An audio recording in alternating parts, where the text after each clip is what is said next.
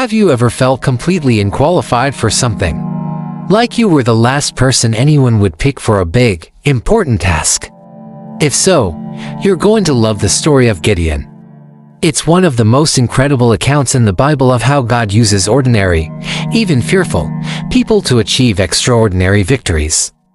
Gideon wasn't a mighty warrior, a brave leader, or a confident hero when his story began. But God saw something more in him, and chose him to deliver an entire nation against absolutely impossible odds. Our story begins during a dark time for the people of Israel. For 7 years, they had been brutally oppressed by a powerful, nomadic people called the Midianites. Every year, at harvest time, the Midianites would swarm into Israel like a plague of locusts, along with their allies, the Amalekites. They would steal all the crops, take all the livestock, and leave the land completely devastated. The Israelites were left starving and desperate, forced to hide in caves and mountain strongholds just to survive. It was in this climate of fear and desperation that we first meet Gideon. And where do we find him? Leading a rebellion? Sharpening his sword? No. We find him in a winnow press, secretly threshing wheat.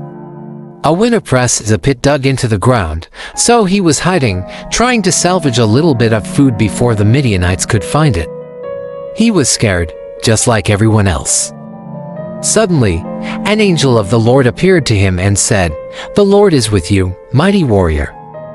Mighty warrior. Gideon must have looked around, thinking the angel was talking to someone else. He was hiding in a hole, beating out grain. He felt anything but mighty. His response to the angel is so relatable. He basically said, "If God is with us, why is all this terrible stuff happening? Where are all the miracles our ancestors told us about?" He was full of doubt and questions, just like many of us are when times get tough. But God wasn't put off by Gideon's doubt. Instead, he gave him a direct command: "Go in the strength you have and save Israel out of Midian's hand. Am I not sending you?" Gideon's reaction was to point out all his inadequacies. He said, "Pardon me, my lord, but how can I save Israel? My clan is the weakest in our tribe, and I am the least in my family." He saw himself as small, insignificant, and powerless. But God's reply is one of the most powerful promises in Scripture: "I will be with you, and you will strike down all the Midianites, leaving none alive." God didn't deny Gideon's weakness, he just said that his presence would be more than enough to overcome it. Even with this incredible promise, Gideon was still hesitant. He needed proof. He needed to be absolutely sure this was God speaking, and that he wasn't just imagining things.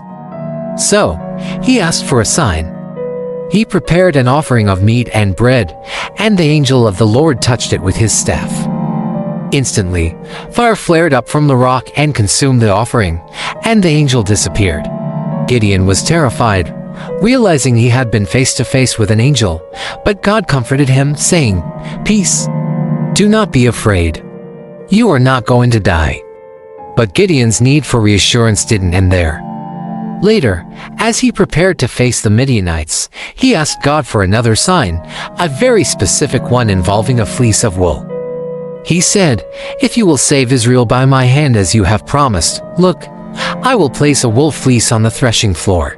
If there is dew only on the fleece and all the ground is dry, then I will know that you will save Israel by my hand." And the next morning, that's exactly what happened. The fleece was so wet he could wring a whole bowl full of water from it, while the ground all around was bone dry. You'd think that would be enough, right? But Gideon, in his very human anxiety, asked for one more sign. He said, "Do not be angry with me. Let me make just one more request.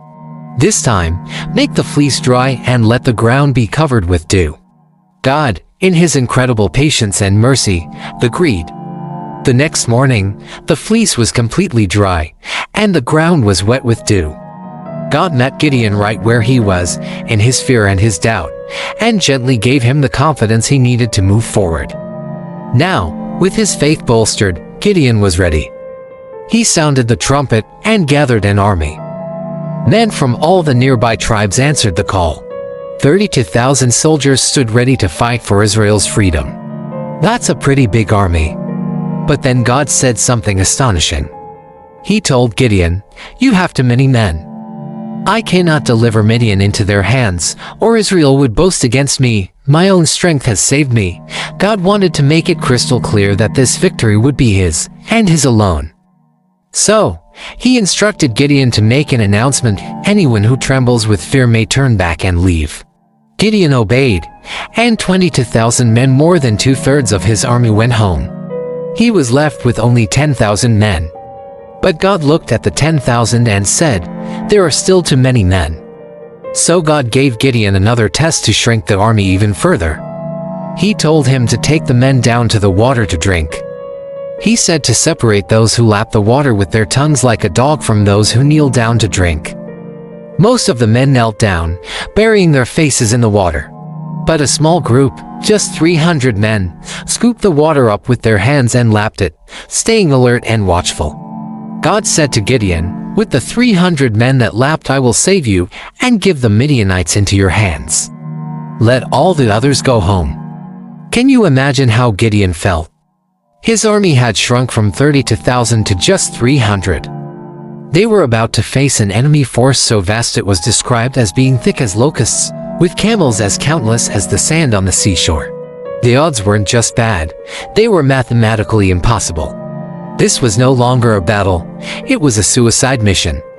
But God had a plan. And it was not a conventional military strategy. He told Gideon to divide his 300 men into 3 companies. He didn't give them swords, spears, or shields.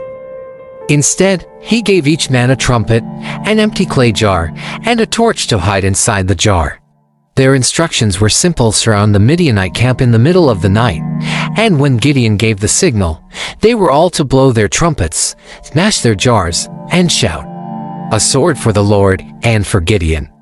They crept into position, surrounding the massive, sleeping camp.